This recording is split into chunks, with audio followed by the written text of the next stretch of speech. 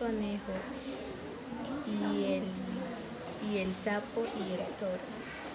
Un día el conejo estaba buscando trabajo y llegó a la casa del sapo y le dijo buenos días, y el sapo respondió buenos días. Y el sapo le dijo, ¿qué me cuentas? No, aquí buscando trabajo.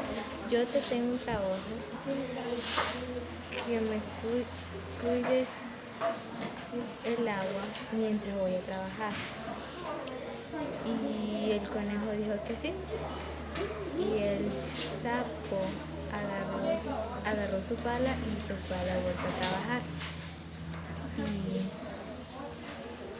un poquito más tarde llegó un toro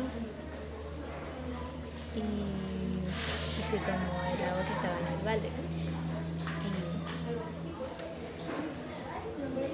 Y el conejo no se dio de cuenta. Y al llegar al anochecer, el sapo llegó de su trabajo y encontró al conejo durmiendo. Y el sapo le preguntó al conejo que dónde estaba el agua que le mandó a cuidar. Y el conejo no respondió y fue a buscar el agua y no había nada. Dijo que se lo había tomado un toro. Y el sapo preguntó cómo era. Un toro así de grande. Así como yo, dijo el sapo. No, más grande, respondió el conejo. Así, dijo otra vez el sapo, y respondió el conejo. No, más grande.